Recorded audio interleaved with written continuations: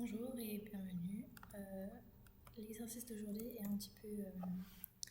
on n'a pas fait d'exercice de ce type jusque-là. Donc alors l'idée c'est qu'on a une suite de AN, enfin de AI ici, qui commence à partir de N. Elle commence... Enfin, ça veut dire que sa première valeur, le A0, ce sera égal à N. Et ensuite, si AI est un multiple de 3, donc un terme quelconque, alors le terme suivant, AI plus 1, sera égal à AI divisé par 3. Et sinon, le terme suivant est égal à 2 fois AI plus 1. Écrire un programme qui affiche les 4 premiers éléments de la suite de l'apprenti à partir de N où K et N sont entrés par l'utilisateur. Donc on va faire la première question. Donc on a une suite à N et les suites en informatique telles qu'on peut les concevoir en maths, c'est un petit peu compliqué parce que je vais avoir A1 qui sera égal à quelque chose, A2 qui sera égal à quelque chose, A3 qui sera égal à quelque chose. Et en fait, au bout d'un moment, va y avoir pas mal d'éléments et on va avoir un AN et après on fait carrément tendre ce N vers plus l'infini, ce qui n'est pas possible en informatique parce que nous on travaille sur quelque chose qui est physique, sur de la mémoire avec un processeur. Il ne peut pas prendre tout ça en charge, il ne peut pas prendre tout ça, il n'a pas une mémoire infinie qui est disponible parce que des variables, ce sont des cases mémoire, enfin c'est des choses que l'on va stocker. Et donc pour ça, il faut de la mémoire et la mémoire, c'est limité. Et de toute manière, ça doit être vraiment terrible à écrire une suite en informatique, sachant que il faudrait déclarer une infinité de variables. Et ça, c'est pas vraiment possible. En tout cas, pas à notre niveau là maintenant, on fait pas ça et en effet, je sais pas si c'est possible. Donc, il y a une petite astuce que nous allons voir.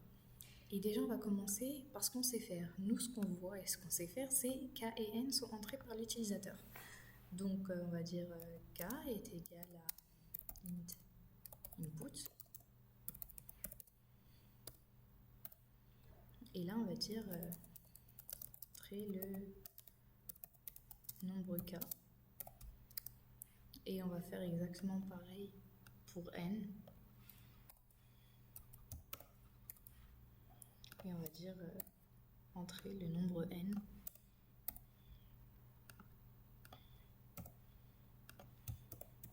Là maintenant la question c'est qu'est-ce qu'on fait? Alors on nous demande d'afficher les 4 premiers éléments. Quand on sait combien de fois on va faire quelque chose, donc ici ce sera affiché, mais quand tu sais combien il va y avoir d'itérations, combien de fois on va devoir faire une action, alors là, dans ce cas-là, on utilise un for. Il faut que ce soit automatique dans ta tête, c'est-à-dire qu'on me dit de faire quelque chose un certain nombre de fois.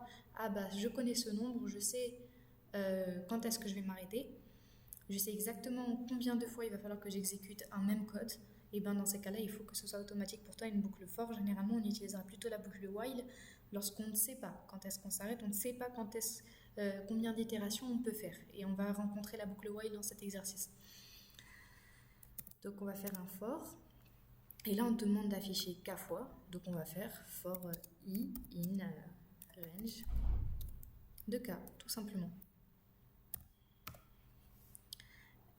Continuons de décrypter les 4 premiers éléments. Alors maintenant, il faut afficher la suite. Et comme je te l'ai dit, on ne peut pas déclarer à la main chacune des variables. Ça nous prendra un temps fou et en plus de ça, c'est pas possible.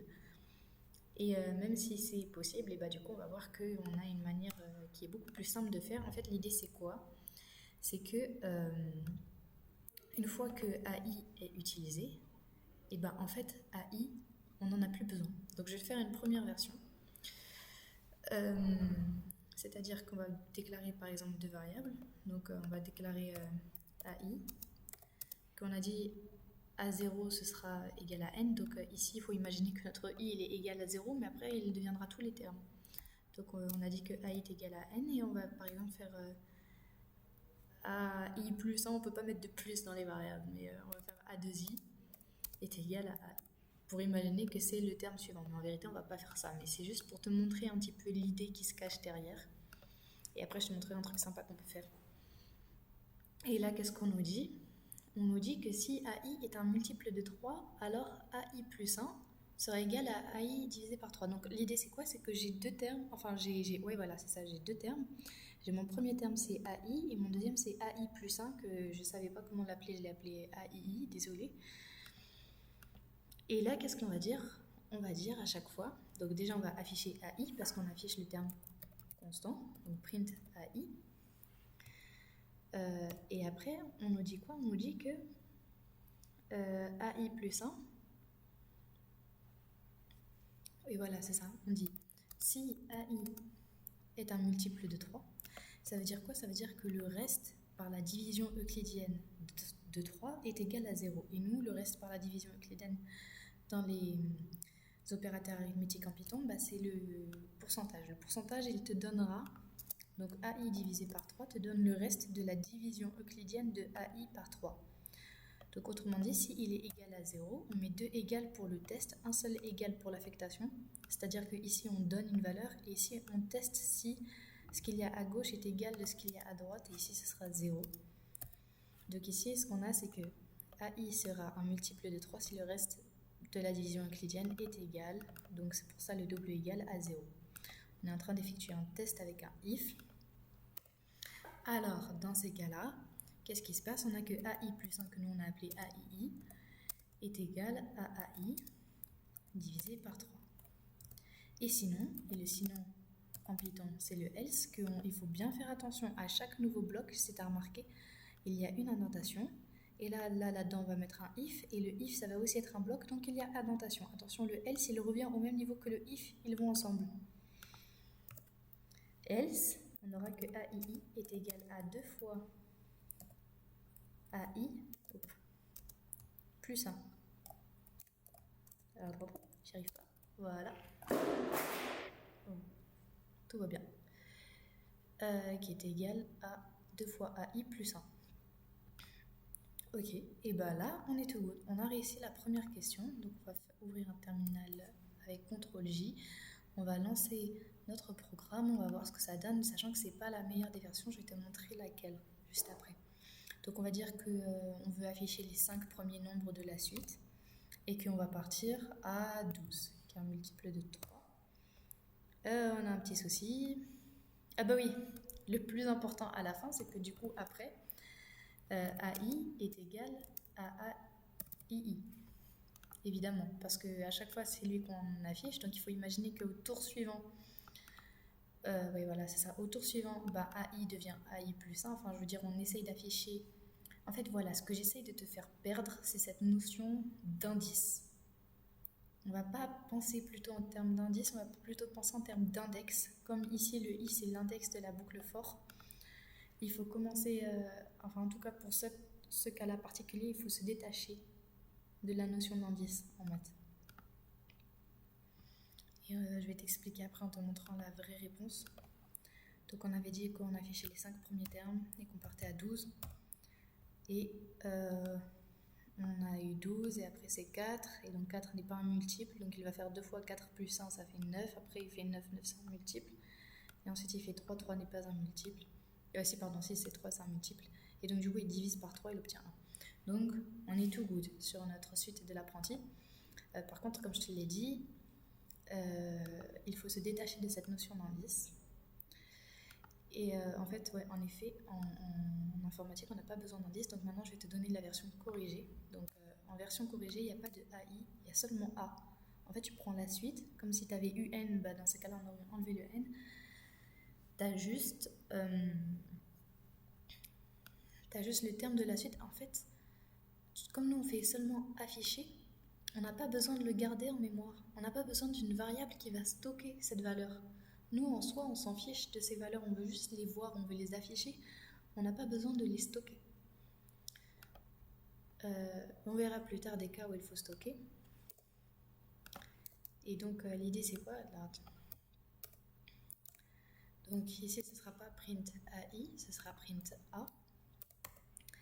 Et qu'est-ce que nous allons faire? Nous allons dire si A égale, non pardon, si A divisé par, enfin reste de la division euclidienne de A par 3 égale 0, donc si A est un multiple de 3, alors on va dire, et attention, c'est là qu'il va falloir un petit temps de réflexion si c'est la première fois que tu vois ça, on va dire que A est égal à A divisé par 3.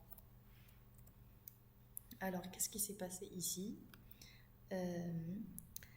Là, j'ai pris la valeur de A qu'il y avait, je l'ai divisé par 3, et j'ai affecté cette valeur-là au A. Donc en fait, c'est notre variable A, elle avait une certaine valeur, et là, je l'ai utilisée, j'ai fait quelque chose avec, et là, je vais venir écraser l'ancienne valeur avec celle-ci. Je ne sais pas si tu arrives à comprendre, peut-être qu'il va te falloir un temps de méditation. Et en fait, c'est pour ça qu'il n'y a pas d'indice dans les suites en informatique. En tout cas, pas lorsque tu ne veux pas garder les éléments de la suite. Nous, dans notre cas, on veut seulement les afficher, on ne veut pas les garder. Donc, il n'y a pas besoin d'instancier. Enfin bon, là, il n'y a pas de tableau, on est en Python. Mais il n'y a pas besoin de liste, par exemple, pour garder les éléments. Parce qu'on ne veut pas les garder. Donc, une simple variable qui va s'amuser à changer de valeur à chaque itération. Et ben ça nous suffit amplement pour faire ce qu'on veut faire, c'est-à-dire seulement de l'affichage et non pas de garder en mémoire. Et donc ça fait qu'on n'a pas besoin d'indices, on n'a pas besoin de l'ordre. Ça, il faut considérer que c'est le AI, et ça du coup c'est le AI plus 1. Et en fait AI va devenir AI plus 1. Je sais pas si tu arrives à me suivre. Il n'y a pas besoin d'indices, les valeurs s'écrasent. Else, on va dire que A, si tu as bien suivi, tu vas me dire que A serait égal à 2 fois A plus 1. Et voilà pour cette première question. Et si on réessaye avec exactement... Alors, on avait dit 5. On part de 12. Et là, comme tout à l'heure, on a 12, 14, 9, 3, 1. Le code s'exécute correctement. On fait la question 2 dans la prochaine vidéo.